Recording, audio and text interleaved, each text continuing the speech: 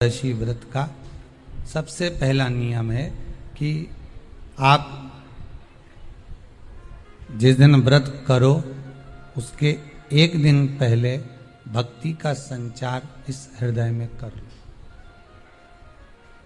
भक्ति का संचार इस हृदय में कर लीजिए। जिस दिन आप व्रत करो, जैसे एकादशी का व्रत कर रहे हो तो दशमी के दिन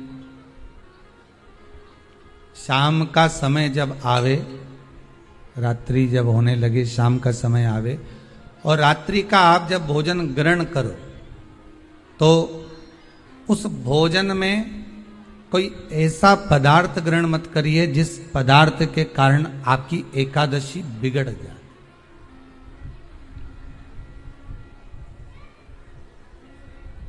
कोई बेकार भोजन हमें ग्रहण नहीं करना, श्रेष्ठ भोजन ग्रहण करिए दशमी के। और एकादशी का दूसरा नियम बहुत ध्यान से सुनिएगा। जिस दिन आपकी एकादशी का व्रत हो उस दिन प्रयास करिएगा कि अपने हाथ से किसी भी वृक्ष की कोई पत्ती टूटे ना। अपने हाथ से किसी भी वृक्ष की, पौधे की, किसी भी वृक्ष की पत्ती अपने हाथ से ना टूटे। बहुत ध्यान दीजिएगा महाराज। एकादशी का ये दूसरा नियम है कि अपने हाथ से किसी पौधे की, किसी वृक्ष की, किसी डाली की कोई पत्ती टूटे ना, कोई पत्ती ना टूटे, इसका प्रयास करिए।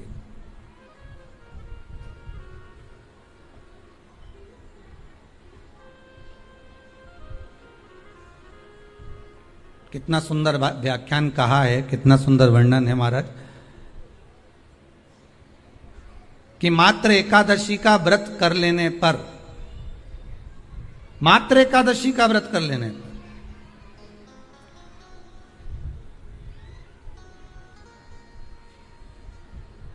जो पूर्व में किया गया हमारा पाप कर्म है, हमने किसी जीव की हत्या करी है, हमने किसी को कष्ट प्रदान करा है, हमने किसी को अपशब्द कहा है, हमने किसी को ताने दिए, हमने किसी को आड़ा टेढ़ा कहा है, हमने किसी को गालियां दे दी है, मात्र एकादशी का व्रत ही कर लेने पर ये सारे जो दोष हैं वो समाप्त हो जाते हैं।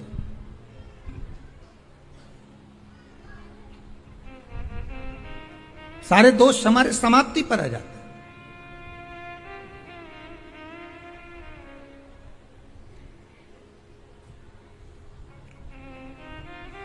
अब एक विचार करिएगा थोड़ा सा अपने मन में, अपने चित्त में, अपनी वृत्ति में एक बात उतारिएगा।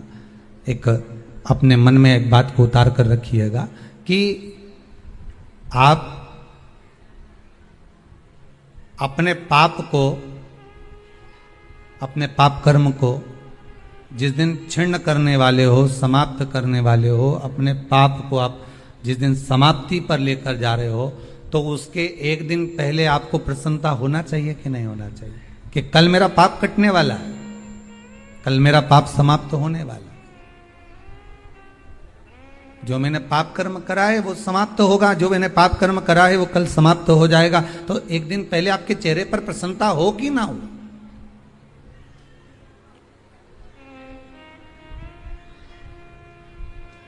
और चेहरे पर वो प्रसन्नता आपके आना चाहिए कि कल मेरा एकादशी का व्रत है, आज दशमी है, कल एकादशी का व्रत है, तो कल मेरी जब एकादशी का व्रत रहेगा तो मेरा ना जाने कितना कितना पाप, कितना कितना असत्य, कितना कितना झूठ, कितना कितना प्रपंच वो समाप्त हो जाएगा। इसमें मुझे प्रसन्नता हो, इसमें मुझे आनंदता हो।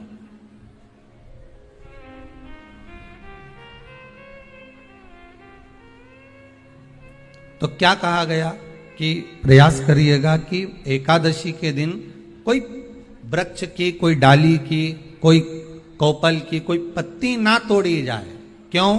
तो कहा अगर उस पत्ती को हम तोड़ देते हैं, वृक्ष की पत्ती को या क्यारे में लगी हुई कोई डाली की पत्ती को हम तोड़ देते हैं तो एकादशी का पुण्य फल प्राप्त नहीं होता।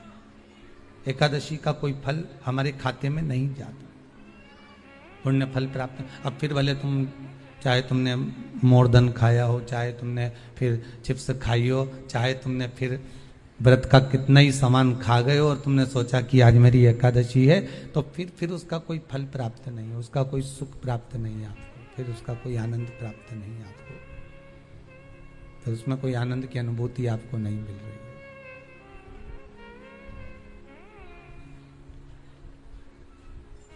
फिर उसमें कोई फल की प्राप्ति आपको नहीं हो रही।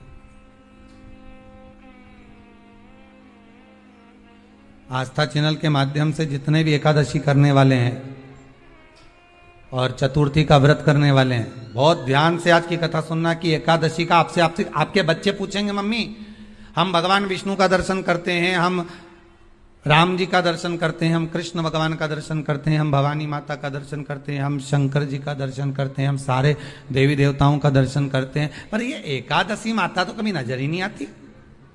पूछेंगे कि नहीं पूछेंगे कि तुम जिस एकादशी का व्रत करते हो, इनका जन्म कहां से हुआ, कहां जन्मी थी? एकादशी की जन्मस्थली कहां है? भाई भगवान कृष्ण की जन्मस्थली तो मथुरा है, श्री राम जी महाराज की जन्मस्थली बोल दो जम के अयोध्या है।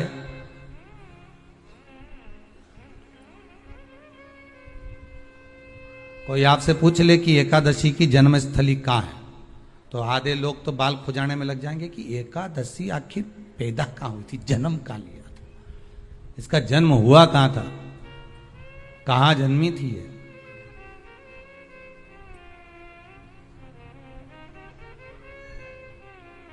इसका जन्म स्थल है कहां? और अगर मान लो जन्म स्थल एकादशी का है,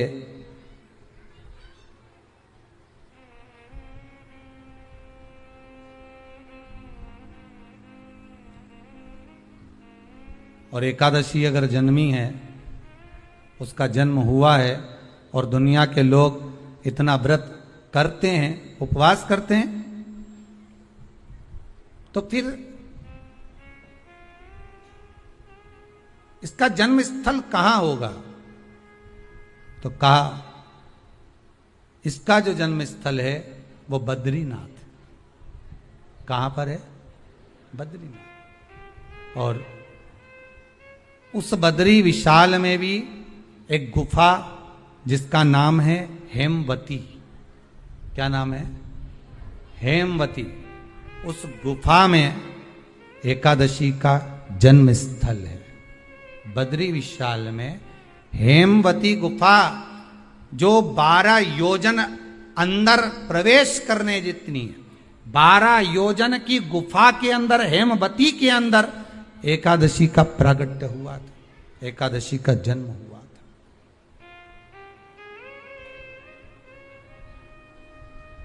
अब तो बता सकते हो ना कि कोई पूछे कि राम जी का जन्म अयोध्या में हुआ, भगवान कृष्ण का जन्म मथुरा में हुआ, और कोई पूछ ले आपका जन्म कहां हुआ था, अपन कह सकते ना सीहोर में हुआ हमारा।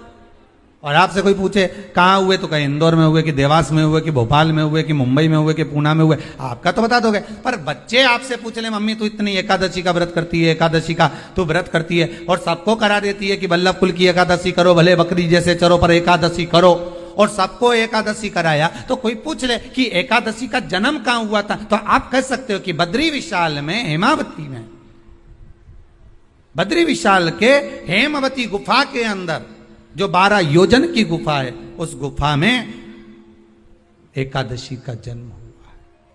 कब हुआ?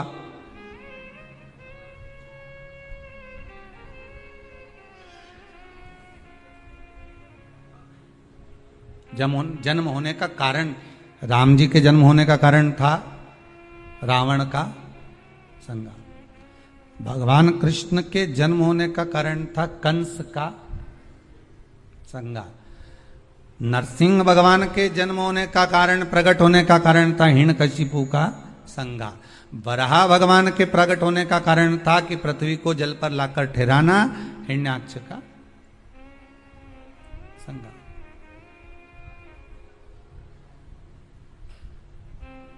तो फिर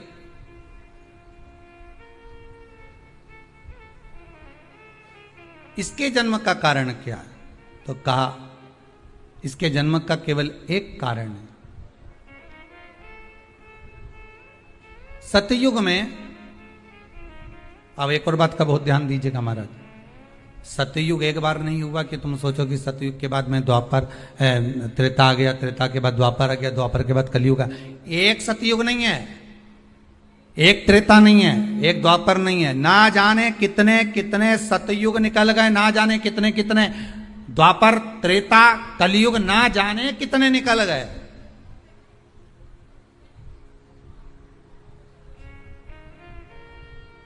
और आप और हम जैसे भी इस पृथ्वी पर ना जाने कितने, अरे जम के तो बोलो, निकल गए।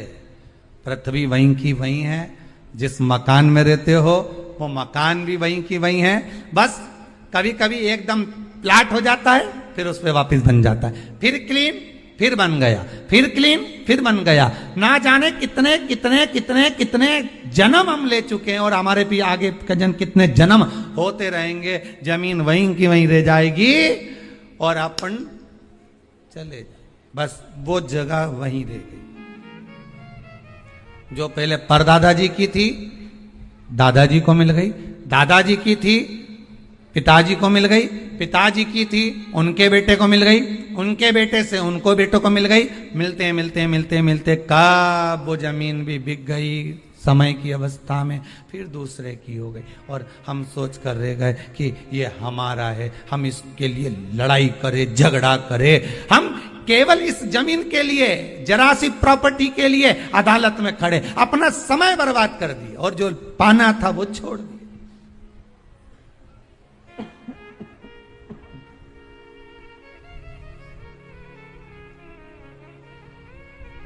जो पाना था वो छोड़ दिया हमने।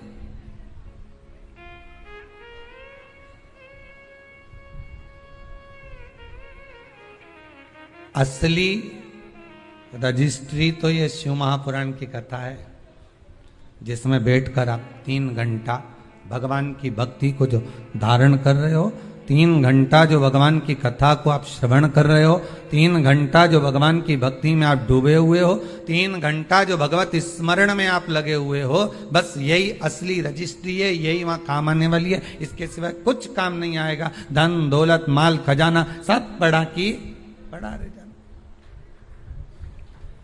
सब धरा की धरा।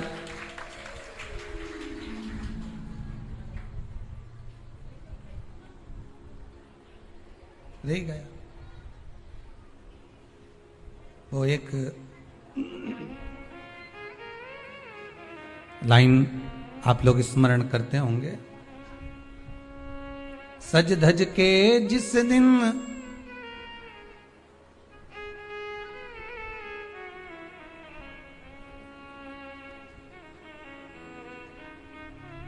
सज धज के जिस दिन मौत की शहजादी आएगी, न सोना काम आएगा न चांदी आएगा। अलमारी में धरा की धरा रह जाएगा, लॉकर में पड़ा की पड़ा रह जाएगा। लॉकर में पड़ा की पड़ा है, अलमारी में धरा की धरा है।